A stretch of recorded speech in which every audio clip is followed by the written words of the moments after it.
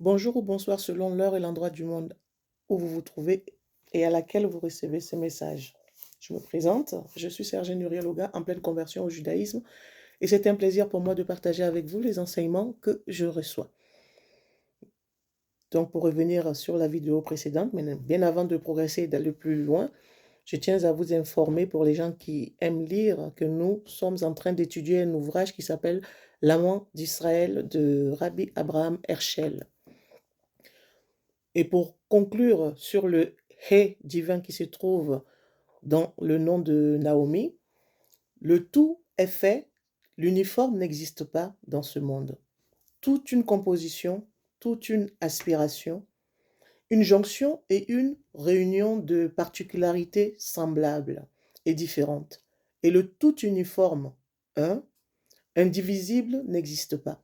Le monde de la matière, ce monde-là, cette création, est géré par la personne qu'on appelle Elohim. Ça veut dire quoi, Elohim? C'est un pluriel qui signifie les forces. Pour quelqu'un qui est un puni potentiel en Israël, on fait appel à un juge, un Elohim, valeur numérale 86 en Gematria, qui équivaut à la nature. Ateva égale la nature égale 86. Elohim égale les forces égale 86. C'est une dimension qui gère le monde matériel et ce monde matériel est à l'instar et à la ressemblance de cette dimension qui le gère où la particularité est présentée sous la forme d'uniformité, mais dans une particularité et un séquençage bien distincts. Et Ruth, elle, son nom fait allusion à un Hé, le dernier nom divin. Le dernier Hé fait allusion au nom de la matière. L'un est le monde de l'accès, de l'entendement, à la saisie de l'organisation de la matière, et l'autre est le monde de la gestion de la matière. Comment la matière apparaît et comment elle est gérée, ce n'est pas la même chose. Je vais vous expliquer quelque chose de magnifique, puisque la Torah est magnifique, et le peuple juif formidable également est magnifique aussi. Ces deux accès au monde matériel sont gérés par ces deux haies du nom divin. Dieu n'a pas de nom et ces accès-là gèrent justement la façon dont on parle de quelque chose plutôt que d'autres. Les sages nous disent dans le Talmud Baba Batra, page 14b, pourquoi son nom fut Ruth. C'est quoi Ruth? Resh, Vav, Tav, égale 606 en valeur numérale. Lorsque l'on marque un adjectif du divin, pas un nom, c'est ce terme-là qui sert à lire le tétragramme. Yudke Vavke. C'est ça le tétragramme en hébreu. Du divin également. Donc, c'est le terme qui sert à lire le tétragramme du divin lorsqu'on marque un adjectif du divin, puisque Dieu n'a pas de nom dans la Bible. C'est Adonim, mes maîtres. Naïm, mes maîtres. Je parle de Dieu au pluriel. C'est l'ensemble des majestés, l'ensemble de ce qui existe, la gestion de tout dans sa pluralité et l'uniformité. Adoni, c'est mon maître au singulier. Adonai, mes maîtres au pluriel. Quel est le sens de ce mot? Il vaut combien?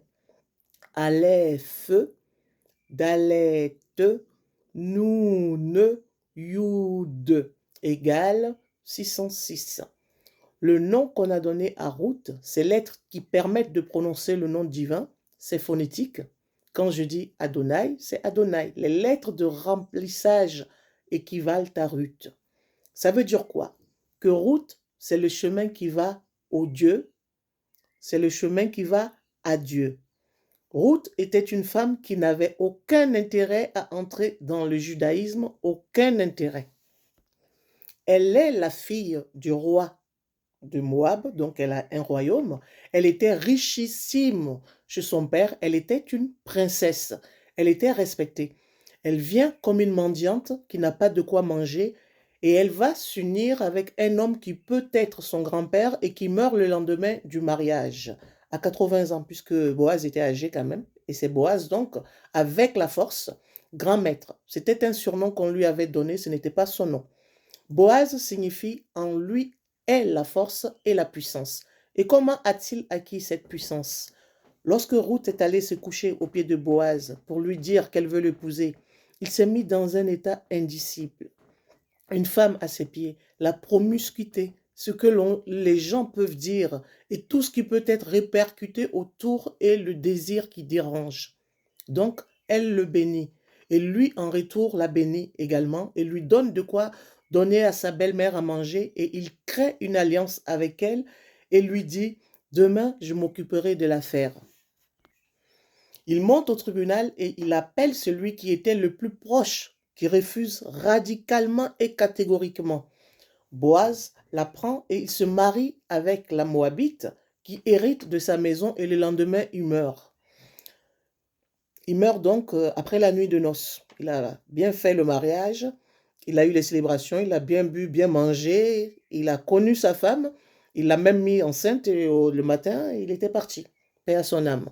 Et donc Ruth s'est effectivement traversé une preuve sans connaître les aboutissements de celle-ci, s'appuyant sur une seule canne, un seul appui qu'elle sait existant d'abord, fertile, prolifère, c'est l'appui de Dieu. Il m'a demandé de faire ça, je le fais. Dans la maison de mon père, on faisait comme ça, et bien en Israël, on fait autrement.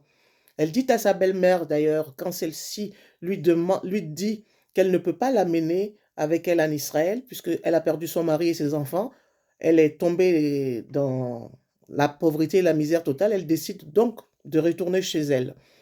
Et donc elle lui dit, Ruth dit à sa belle-mère, où tu vas, j'irai avec toi, ton Dieu sera mon Dieu, ton peuple sera mon peuple, ta mort sera même ma mort, etc. Et sa belle-mère lui dit, tu acceptes les principaux commandements de la Torah donc, et du peuple d'Israël, alors tu peux venir avec moi et elle l'amène. Je vais encore m'arrêter ici pour vous laisser digérer et assimiler à nouveau encore ce cours en le repassant.